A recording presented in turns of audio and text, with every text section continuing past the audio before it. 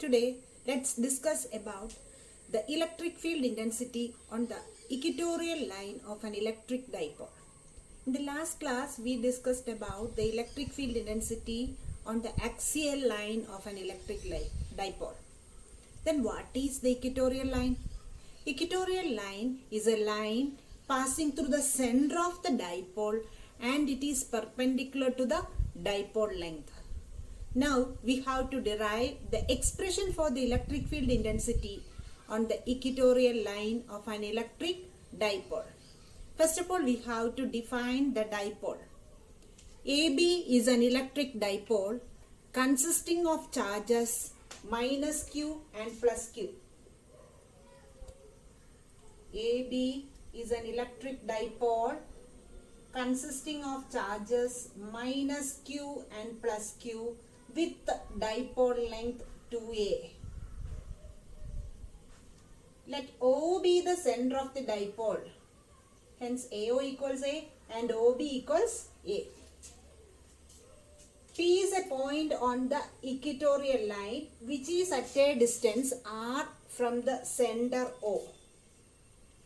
P is a point on the equatorial line which is at a distance R from the center O, where we want to calculate the electric field intensity.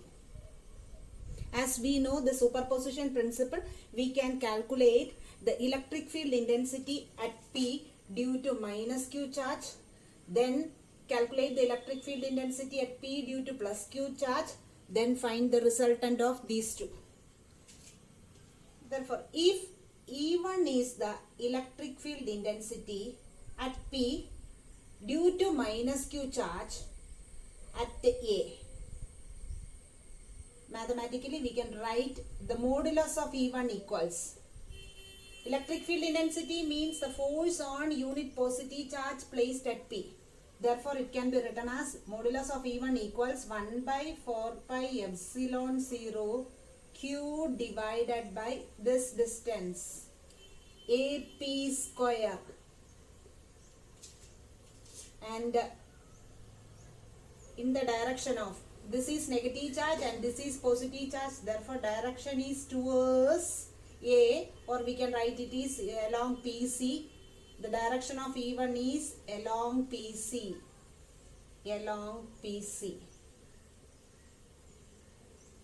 Similarly, if E2 is the electric field intensity at P due to plus Q charge at B, we can write the modulus of E2 equals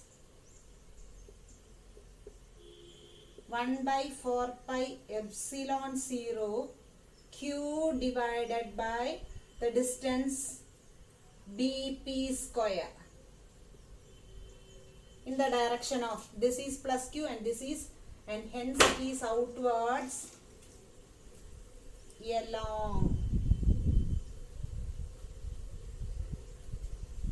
Let me write it as D, therefore along PD.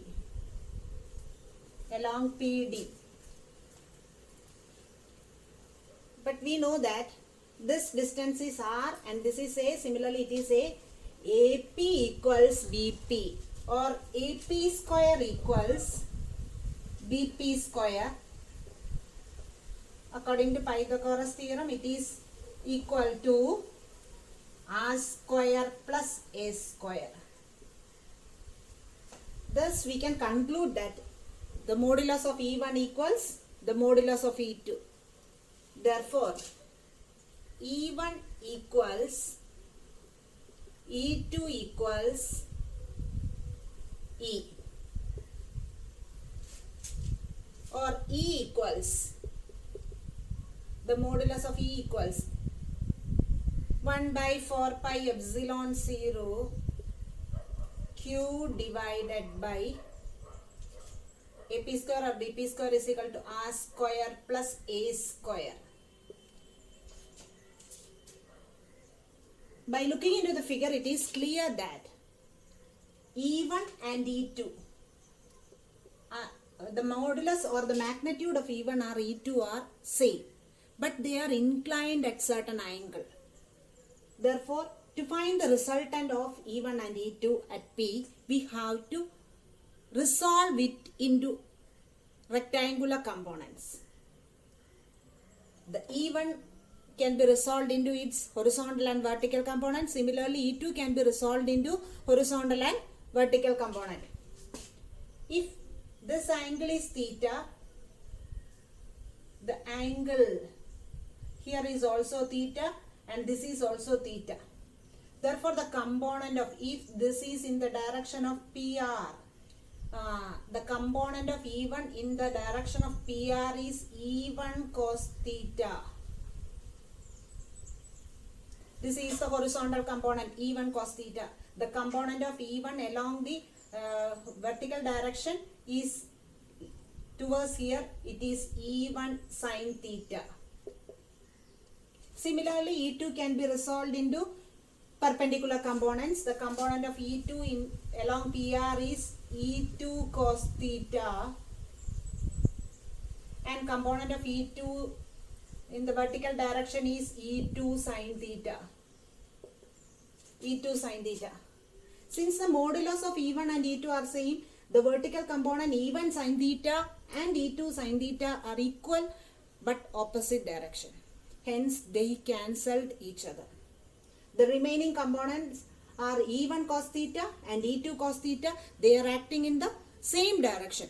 Therefore, the resultant intensity at P equals, we can add up together. E equals, the resultant ER equals E1 cos theta plus E2 cos theta. Since E1 equals E, E2 equals E, we can write it as 2E cos theta along the direction PR. Along PR. Therefore, we can write the equation E equals 2 into the value of E equals 1 by 4 pi epsilon 0 Q divided by R square plus A square into cos theta. From the right angle triangle AOP, we can write cos theta. Cos theta equals adjacent side by hypotenuse. A by AP. AP square is equal to R square plus A square. Therefore, we can write A divided by AP equals R square plus A square, the whole raised to 1 by 2, or root of R square plus A square. Substitute the value here. Thus, we get E equals 1 by 4 pi epsilon 0 2Q divided by R square plus A square into A divided by R square plus A square, the whole raised to 1 by 2.